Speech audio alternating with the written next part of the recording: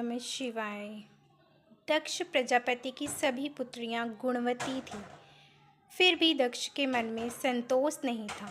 वे चाहते थे उनके घर में एक ऐसी पुत्री का जन्म हो जो सर्वशक्ति संपन्न हो एवं सर्व विजयिनी हो। अतः दक्ष एक ऐसी ही पुत्री के लिए तप करने लगे। तप करते करते अधिक दिन बीत गए तो भगवती आद्या ने प्रकट होकर कहा, मैं तुम्हारे तप से प्रसन्न हूँ। तुम किस कारण तप कर रहे हो? दक्ष ने तप करने का कारण बताया तो माँ बोली, मैं स्वयं पुत्री रूप में तुम्हारे यहाँ जन्म धारण करूँगी। मेरा नाम होगा सती। मैं सती के रूप में जन्म लेकर अपनी लीलाओं का विस्तार करूँगी। फलतः भगवती आद्या ने सती रूप में दक्ष के यहाँ जन्म लिया। सती दक्ष की सभी पुत्रियों में से सबसे अलौकिक थी।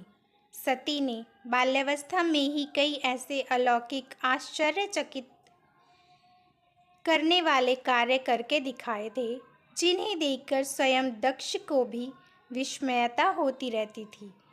जब सती विवाह योग्य हो गई तो दक्ष को उनके लिए वर की चिंता होने लगी।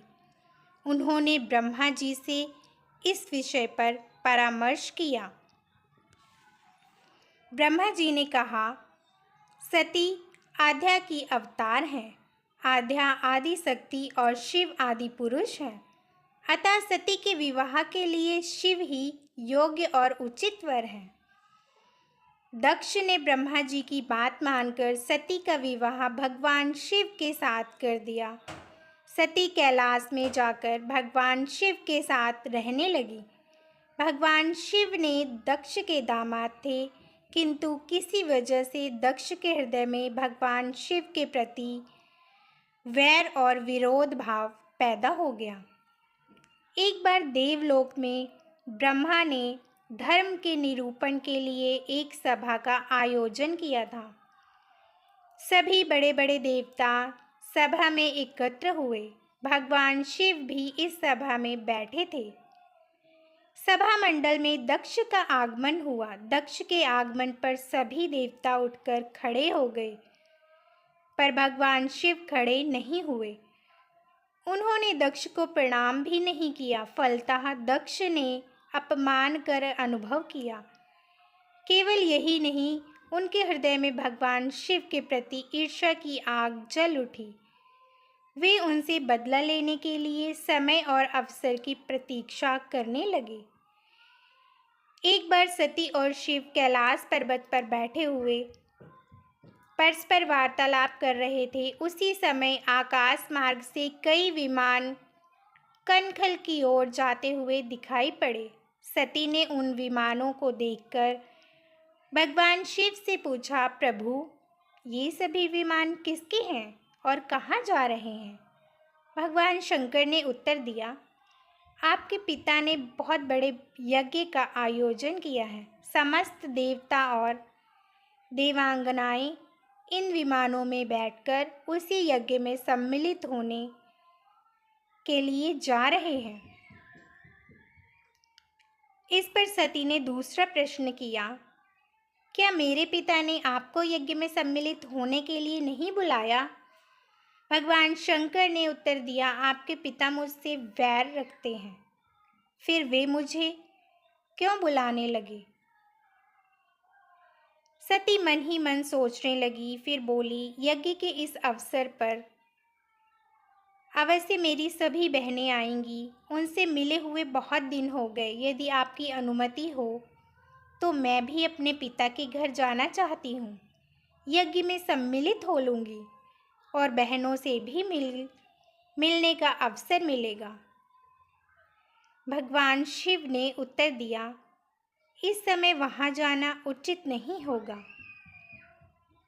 आपके पिता मुझसे वैर रखते हैं। हो सकता है वे आपका भी अपमान करें। बिना बुलाए किसी के घर जाना उचित नहीं होता। इस पर सती ने प्रश्न किया, ऐसा क्यों?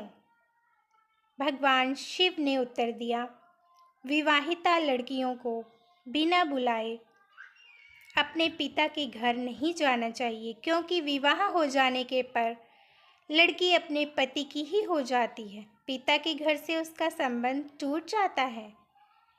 लेकिन सती पीहर जाने के लिए हठ करती रहीं, अपनी बात बार बार दोहराती रहीं।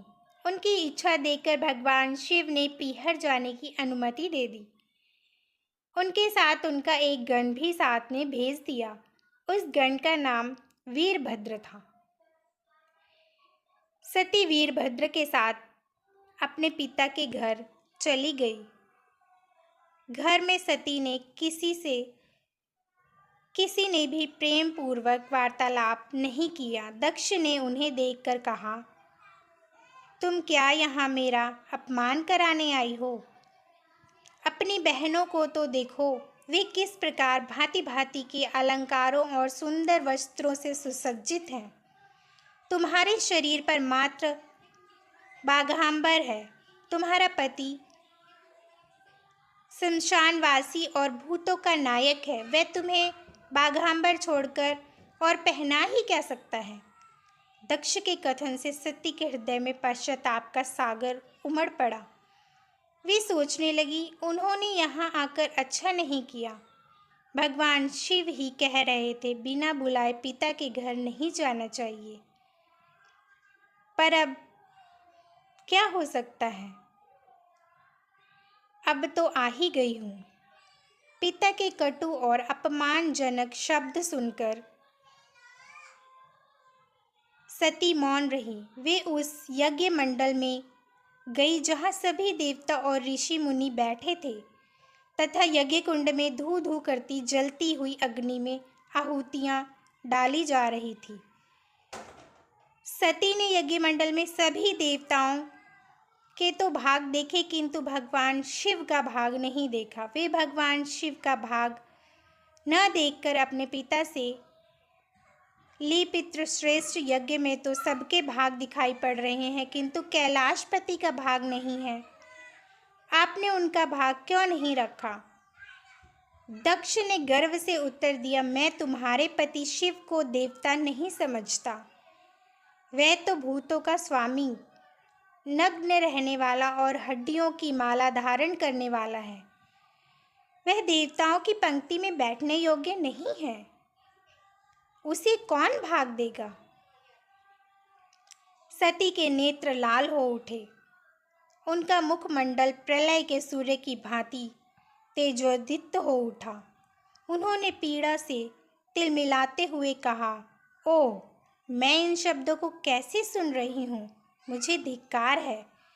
देवताओं, तुम्हें भी धिक्कार है। तुम भी उन कैलाशपति के लिए इन शब्दों को कैसे सुन रहे हो, जो मंगल के प्रतीक हैं और जो क्षण मात्र में संपूर्ण सृष्टि को नष्ट करने की शक्ति रखते हैं। वे मेरे स्वामी, नारी के लिए उनका पति ही स्वर्ग होता है। जो नारी अपने पति के लिए अपमानजनक शब्दों को सुनती है, उसे नरक में जाना पड़ता है। पृथ्वी सुनो, आकाश सुनो और देवताओं तुम भी सुनो। मेरे पिता ने मेरे स्वामी का अपमान किया है। मैं अब एक क्षण भी जीवित रहना नहीं चाहती। सती अपने कक्ष को समाप्त करती हुई यज्ञ के कुंड में कूद पड़ी। जलती हुई आहुतियों के साथ उनका शरीर भी जलने लगा। यज्ञ मंडल में खलबली पैदा हो गई। हाहाकार मच गया। देवता उठकर खड़े हो गए। वीरभद्र क्रोध से कांप उठे। वे उछल उछल कर यज्ञ का विध्वंस करने लगे। यज्ञ मंडप में भगदड़ मच गई। देवता और ऋषि मुनि भाग खड़े हुए। वीरभद्र ने देखते ही देखते दक्ष का मस्तक काटकर फेंक दिया। समाचार भगवान शिव के कानों में भी पड़ा। वे प्रचंड आंधी की भांति कनखल जा पहुँचे। सती के जले हुए शरीर को देखकर भगवान शिव ने अपने आप को भूल गए। सती के प्रेम और उनकी भक्ति ने शंकर के मन को व्याकुल कर दिया। वो शंकर जिन्होंने काम पर विजय प्राप्त की थी और जो सारी सृष्टि को नष्ट करने की क्षमता रखते थे। वे सती के प्रेम में खो गए, बेसुध हो गए। भगवान शिव ने उन्मत्त की भांति सती के जले हुए शरीर को कंधे पर रख लिया। वे सभी दिशाओं में भ्रमण करने लगे। शिव और सती के इस अलौकिक प्रेम को देखकर पृथ्वी रुक गई, हवा रुक गई, जल का प्रवाह ठहर गया और रुक गई देवताओं की सांसें। सृष्टि व्याकुल हो उठी। सृष्टि के प्राणी पुकारने लगे, त्राहिमाम त्राहिमाम। भयानक संकट उपस्थित देखकर सृष्टि के पालक भगवान विष्णु आगे बढ़े। वे भगवान शिव की बेसुधी में अपने चक्र से सती के एक एक अंग को काट काट कर गिराने लगे। धरती पर 51 स्थानों में सती के अंग कट कट कर गिरे। जब सती के सारे अंग कट कर गिर गए तो भगवान शिव पुनः अपने आप में आ गए। जब वे अपने आप में आए तो पुनः सृष्टि के सारे कार्य चलने लगे। धरती पर जिन 51 स्थानों में सती के अंग कट कट कर गिरे थे, वे ही स्थान आज शक्तिपीठ माने जाते हैं। आज भी उन स्थानों में सती का पूजन होता है, उपासना होती है। धन्य था शिव और सती का प्रेम। शिव और सती के प्रेम ने उन्हें अमर और वंदनीय बना दिया। जय भोलेनाथ। ओम नमः शिवाय।